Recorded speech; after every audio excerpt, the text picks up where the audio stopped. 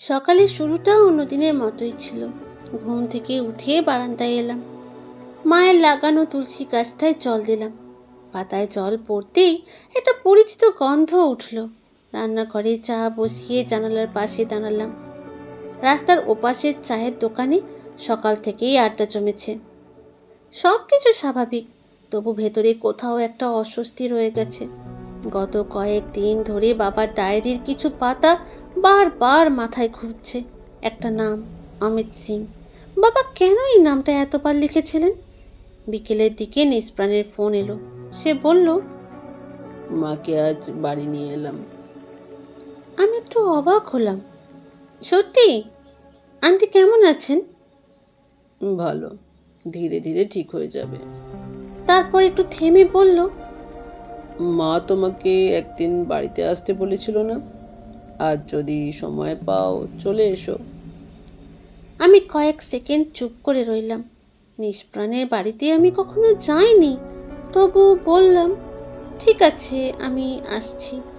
আজ সন্ধ্যায় যখন ওদের বাড়ির সামনে পৌঁছালাম, তখন কয়েক সেকেন্ডের জন্য দাঁড়িয়ে রইলাম। এত বড় বাড়ি আমি সত্যিই আশা করিনি। উঁচু লোহার গেট, ভেতরে লম্বা ড্রাইভওয়ে, দুপাশে সাজানো লন আর আলো। দূরে দাঁড়িয়ে আছে একটা বিশাল বাংলো বাড়ি। আমি একটু বিস্মিত হয়ে দাঁড়িয়ে রইলাম। নিষ্প্রাণের প্রভাব আছে জানতাম, কিন্তু এতটা? গেটের দারোয়ান আমাকে দেখে বলল, আপনি স্নিগ্ধা ম্যাডাম? ভেতরে যান, সাহেব বলেছেন। আমি ধীরে ধীরে ভেতরে ঢুকলাম। দরজা খুলল নিষ্প্রাণ। আজও তার মুখে সেই শান্ত অভিব্যক্তি। এসো। নিতু আন্টি সোফায় বসেছিলেন। আমাকে দেখে হাসলেন, কিন্তু সেই হাসিতে কোথাও যেন একটা অস্বস্তি লুকিয়ে আছে। আরে স্নিগ্ধা যে, এসো বসো। আমি মাথা নাড়লাম। কেমন আছো স্নিগ্ধা? আমি বললাম, ভালো আছি। আপনি কেমন আছেন এখন? ভালো আছি, তবে ডাক্তার বিশ্রাম নিতে বলেছে। আমরা কিছুক্ষণ খুব সাধারণ কথাবার্তা বললাম। ওষুধের সময়, হাসপাতালের অভিজ্ঞতা, খাবারের নিয়ম, এইসবই। কিন্তু কথার মাঝেই আমি বুঝতে পারছিলাম নিতু আন্টি আমাকে লক্ষ্য করে দেখছেন। একটু পর তিনি হঠাৎ বললেন, তুমি খুব সাহসী মেয়ে, একা এত কিছু সামলাচ্ছ। আমি একটু অবাক হলাম। তারপর তিনি ধীরে বললেন, কিন্তু একটা কথা মনে রেখো, কিছু মানুষের জীবন খুব জটিল হয়। তিনি নিষ্প্রাণের দিকে তাকালেন। ওর জীবনটাও তেমন। তারপর আমার দিকে তাকিয়ে শান্ত গলায় বললেন, তুমি তোমার নিজের জীবনটা নিয়ে থাকলেই ভালো হবে। আমি কথাটার অর্থ পুরো বুঝলাম না, কিন্তু নিষ্প্রাণ হঠাৎ বলল, মা, তুমি একটু বিশ্রাম নাও। আমি বারান্দায় বেরোলাম। সামনে বড় লন, হালকা বাতাস বইছে। নিষ্প্রাণ কিছুক্ষণ পর চুপ করে এসে পাশে দাঁড়ালো। তারপর বলল, তুমি কি এখনো তোমার বাবার পুরনো ডায়েরি পড়ছো? আমি একটু থমকে গেলাম। হ্যাঁ, কেন? সে সরাসরি উত্তর দিল না, বরং ধীরে বলল, তুমি কি অমিত সিং নামটা দেখেছো? আমার বুকটা কেঁপে উঠল। হ্যাঁ।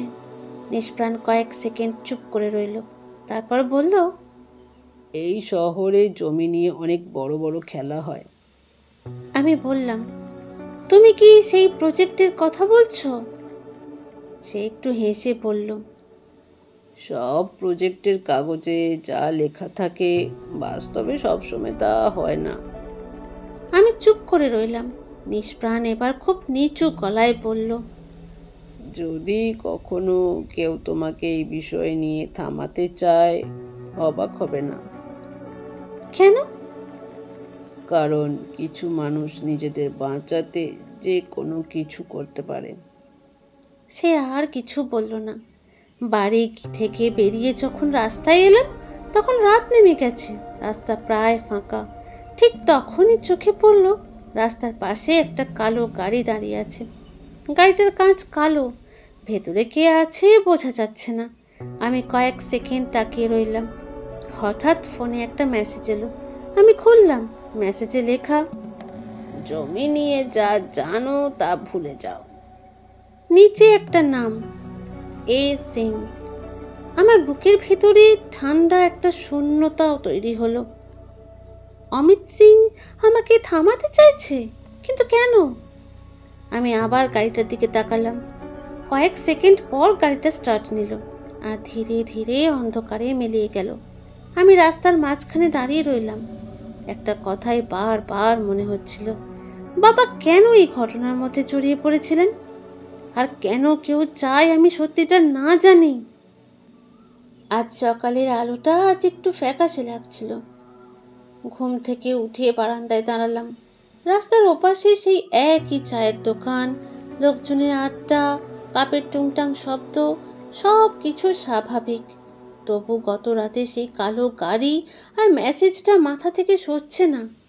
চা বানাতে বানাতে বারবার ফোনটা খুলে দেখছিলাম। মেসেজটা এখনো আছে, জমি নিয়ে যা জানো তা ভুলে যাও, এ সিং। আমি ফোনটা টেবিলে রেখে বাবার পুরনো ডায়েরিটা খুললাম। পাতাগুলো অনেকটা হলুদ হয়ে গেছে। বাবা ছোট ছোট অক্ষরে লিখতেন। প্রায় প্রতিটা পাতাতেই স্কুলের কথা, ছাত্রদের কথা, সাধারণ দিনের ঘটনা। কিন্তু মাঝখানে কয়েকটা পাতায় হঠাৎ বিষয় বদলে গেছে। সেখানে লেখা, জমির কাগজপত্র ঠিক নেই, লোকটা খুব প্রভাবশালী, যদি কিছু হয় সত্যিটা একদিন সামনে আসবে।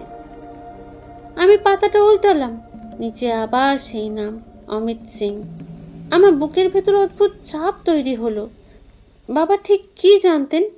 ঠিক তখনই দরজার বেল বাজলো। আমি চমকে উঠলাম। দরজা খুলে দেখি পাশের বাড়ির আন্টি দাঁড়িয়ে। স্নিগ্ধা, আমি বাজারে যাচ্ছিলাম, তোমার কিছু লাগবে? আমি হেসে বললাম, না আন্টি, সব আছে। কথা শেষ করে দরজা বন্ধ করলাম। দৈনন্দিন জীবনের এই ছোট ছোট মুহূর্তগুলোই এখন অদ্ভুতভাবে অচেনা লাগছে। মনে হচ্ছে কেউ যেন দূর থেকে সবকিছু দেখছে। একই সময়ে নিষ্প্রাণদের বাড়ি। সকালে বড় জানলা দিয়ে ড্রয়িং রুমে আলো ঢুকছে। নিতু কুমার সোফায় বসে চা খাচ্ছিলেন। নিষ্প্রাণ টেবিলের উপর কিছু ফাইল রাখছিল। নিতু কুমার হঠাৎ বললেন, স্নিগ্ধা গতকাল এসেছিল। নিষ্প্রাণ থামল না, শুধু বলল, হ্যাঁ। নিতু কুমার কিছুক্ষণ চুপ করে রইলেন, তারপর ধীরে বললেন, মেয়েটা ভালো। নিষ্প্রাণ আবার তাকালো। জানি, আর সেই কারণেই বলছি। নিষ্প্রাণ ভ্রু কুঁচকালো। কি বলছো? নিতু কুমার গম্ভীর গলায় বললেন, ওকে তোমার জীবনের সাথে জড়িও না। ঘরটা হঠাৎ নীরব হয়ে গেল। নিষ্প্রাণ ধীরে বলল, মা, আমি সিরিয়াস। তার গলায় এবার কঠোরতা। তোমার জীবনটা সহজ না নিষ্প্রাণ, তোমার চারপাশে অনেক অন্ধকার আছে। নিষ্প্রাণ কিছু বলল না। নিতু কুমার আবার বললেন, মেয়েটা ইতিমধ্যে অনেক কষ্ট পেয়েছে, তার বাবার মৃত্যু, তার একা থাকা। তিনি একটু থামলেন। ওকে তোমার জটিলতার মধ্যে টেনে আনো না। নিষ্প্রাণ এবার জানলার দিকে তাকালো। বাইরে লনের উপর সকালের আলো পড়েছে। সে ধীরে বলল, আমি কাউকে টানছি না। নিতু কুমার শান্ত কিন্তু দৃঢ় গলায় বললেন, আর একটা কথা। নিষ্প্রাণ তাকালো। তোমার মনে যদি ওর জন্য কিছু থেকেও থাকে, সেটা ওকে বলবে না। কয়েক সেকেন্ড চুপচাপ, তারপর নিষ্প্রাণ ঠান্ডা গলায় বলল, মা, তুমি অনেক বেশি ভাবছো। নিতু কুমার বললেন, হয়তো। তারপর ধীরে চোখ করলেন, কিন্তু আমি মায়ের চোখে যা দেখি সেটা অনেক সময় সত্যি হয়। নিষ্প্রাণ আর কিছু বলল না, শুধু ফাইলগুলো তুলে নিয়ে ঘর থেকে বেরিয়ে গেল। বিকেল। আমি বাজারে থেকে ফিরছিলাম, হাতে সবজির ব্যাগ। এই সাধারণ কাজগুলোই এখন আমাকে একটু স্বাভাবিক রাখে। বাড়ির সামনে এসে হঠাৎ থেমে গেলাম। রাস্তার ওপারে একজন লোক দাঁড়িয়ে আছে। সে সিগারেট খাচ্ছে, আমার দিকে তাকিয়ে। আমি চোখ সরিয়ে নিলাম, কিন্তু কয়েক সেকেন্ডের পরে আবার তাকালাম। লোকটা এখনো দাঁড়িয়ে। সে কি আমাকে নজর রাখছে? আমি দ্রুত বাড়ির ভেতর ঢুকে দরজা বন্ধ করলাম। হৃৎপিণ্ডটা একটু দ্রুত চলছে। রাতে আবার বাবার ডায়েরিটা খুললাম। আজ প্রথমবার একটা জিনিস চোখে পড়ল। ডায়েরির এক কোনায় বাবার লেখা ছোট্ট একটা লাইন, ছেলেটা বদলে যাচ্ছে, কিন্তু ও কি সত্যি খারাপ? নিচে একটা নাম, নিষ্প্রাণ। আমি দীর্ঘক্ষণ সেই লাইনের দিকে তাকিয়ে রইলাম। ঠিক তখনই ফোনটা কেঁপে উঠল। অচেনা নম্বর।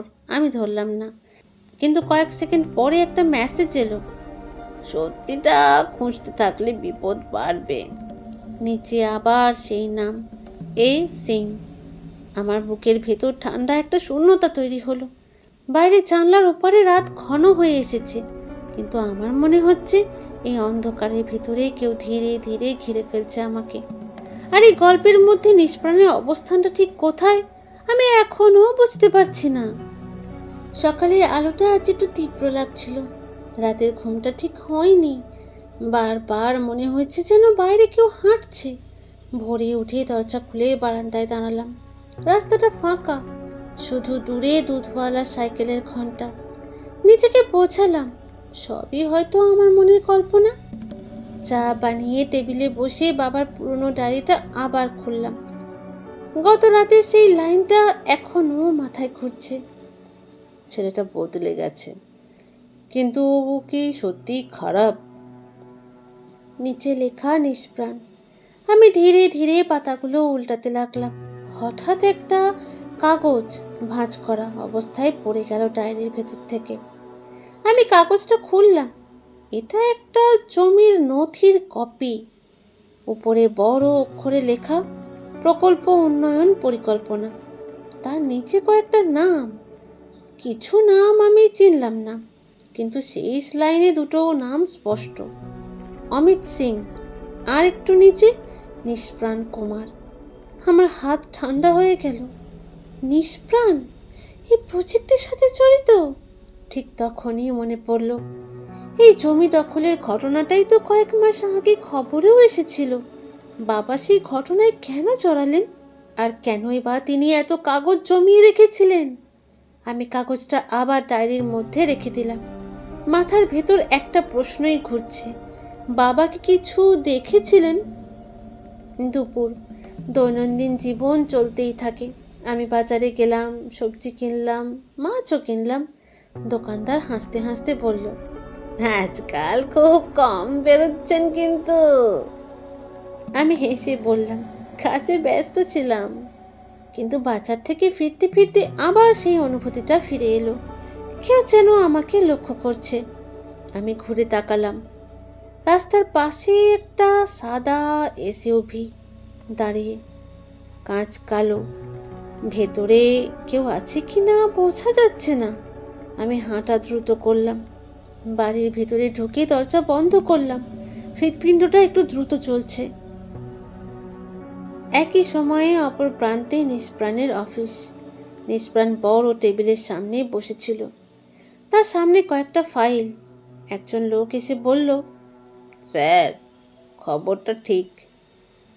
নিষ্প্রাণ চোখ তুলল। কি খবর? লোকটা বলল, অমিত সিং লোক লাগিয়েছে। নিষ্প্রাণের চোখ সরু হয়ে গেল। কোথায়? লোকটা একটু ইতস্তত করে বলল, স্নিগ্ধা ম্যাডামের বাড়ির আশেপাশে। ঘরটা কয়েক সেকেন্ড চুপচাপ। তারপর নিষ্প্রাণ ধীরে বলল, কতদিন? 2 দিন। নিষ্প্রাণ চেয়ারে হেলান দিল। তার চোখে এবার সেই পরিচিত ঠান্ডা ভাব। সে নিচু গলায় বলল, ওকে বলো দূরে থাকতে। লোকটা জিজ্ঞেস করলো, অমিত সিংকে? নিষ্প্রাণ একটু হাসল। সেই হাসি খুব শান্ত কিন্তু অদ্ভুত। না। সে ধীরে বলল, যে লোকগুলোকে পাঠিয়েছে তাদের। সন্ধ্যা। আমি রান্নাঘরে দাঁড়িয়ে রাতে রান্না করছিলাম। এই সাধারণ কাজগুলো আমাকে একটু শান্ত রাখে। গ্যাসের শিখা, কড়াইয়ের শব্দ সবই খুব পরিচিত। ঠিক তখনই ফোনটা কেঁপে উঠল। অচেনা নম্বর। আমি কিছুক্ষণ তাকিয়ে থেকে ফোন ধরলাম। ওপাশে কয়েক সেকেন্ড নীরবতা, তারপর একটা গলা। আপনি স্নিগ্ধা? আমি বললাম, হ্যাঁ, কে বলছেন? ওপাশ থেকে উত্তর এলো, আপনার বাবার কিছু কাগজ আপনার কাছে আছে। আমি চমকে উঠলাম। আপনি কে? ওপাশের গলা খুব ধীরে বলল, অমিত সিং। আমার হাত পা ঠান্ডা হয়ে গেল। সে বলল, আপনার বাবা এমন কিছু জিনিস দেখেছিলেন যা দেখা উচিত ছিল না। আমি বললাম, আপনি কি চান? ওপাশে হালকা হাসি শোনা গেল। খুব সহজ। একটু থেমে সে বলল, পুরনো ফাইলগুলো পুড়িয়ে ফেলুন। আমি চুপ। সে আবার বলল, না হলে সমস্যা হবে। কলটা কেটে গেল। আমি অনেকক্ষণ ফোনটা হাতে ধরে দাঁড়িয়ে রইলাম। অপরদিকে শহরের অন্য প্রান্তে নিষ্প্রাণ একটা রুমের জানলার সামনে দাঁড়িয়ে, তার হাতে একটা গ্লাস, ফোনটা টেবিলে রাখা। কিছুক্ষণ আগে সে একটা খবর পেয়েছে, অমিত সিং নাকি নিজে ফোন করেছে। নিষ্প্রাণ ধীরে ধীরে হাসলো, তারপর নিচু গলায় বলল, খেলা শুরু করেছো? সে টেবিলের উপর একটা পুরনো ফাইল খুলল। ভেতরে একটা নাম, প্রবীর পাল। নিষ্প্রাণ কিছুক্ষণ তাকিয়ে রইল, তারপর ফাইলটা বন্ধ করলো। নিচু স্বরে বলল, শেষ সাক্ষী। ঘরটা আবার নীরব হয়ে গেল। আজকে সকালটা অন্য দিনের মতোই শুরু হয় আমার। ঘুম ভাঙতেই জানলার বাইরে পরিচিত সব শব্দ, চায়ের দোকানের আওয়াজ, আড্ডা, রাস্তায় গাড়ির হর্ন, আর দূরে কারোর ডাক, গরম চা। আমি ধীরে ধীরে উঠে রান্নাঘরে যাই, নিজের জন্য এক কাপ চা বানাই। চায়ের কাপ হাতে বারান্দায় দাঁড়াতেই হঠাৎ বাবার কথা মনে পড়ে। বাবা প্রতিদিন সকালে ঠিক এই জায়গাতেই বসে খবরের কাগজ পড়তেন। চশমা নাকের ডগায় নামিয়ে বলতেন, স্নিগ্ধা, ইতিহাস শুধু বইয়ে থাকে না, মানুষের জীবনের মধ্যেও থাকে। মনে পড়তেই বুকের ভেতরটা ভারী হয়ে যায়। আজ অনেক দিন পর আমি ঠিক করি বাবার পুরনো স্টাডি রুমটা একটু গুছিয়ে দেখব। দুপুরে আমি ধীরে ধীরে বাবার স্টাডি রুমের দরজাটা খুলে ভেতরে ঢুকি। ঘরটা এখনো আগের মতোই, বড় বুক সেলফ, কাঠের টেবিল, আর সেই পুরনো আলমারি। সব কিছুতেই ধুলোর আস্তরণ। আমি আলমারিটা খুলে পুরনো ফাইলগুলো বের করতে শুরু করি। ডায়েরি, কিছু স্কুলের কাগজ, ছাত্রদের খাতা। হঠাৎ একটা হলুদ হয়ে যাওয়া মেডিকেল রিপোর্ট আমার চোখে পড়ে। আমি ধীরে ধীরে সেটা খুলে দেখি। রিপোর্টে লেখা, কজ হার্ট অ্যাটাক। আমি একটু স্বস্তির নিঃশ্বাস ফেলতেই যাচ্ছিলাম, কিন্তু হঠাৎ নিজের ছোট্ট একটা লাইন চোখে পড়ে, পসিবল পয়জনিং সাসপিশন। আমার হাত কাঁপতে শুরু করলো। মনে পড়ে যায় সেই দিনকার ঘটনা।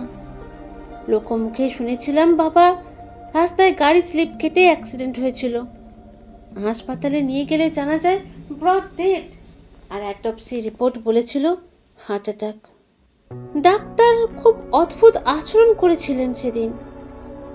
আর সেই রাতে বাড়ির সামনে একটা কালো গাড়ি দাঁড়িয়েছিল।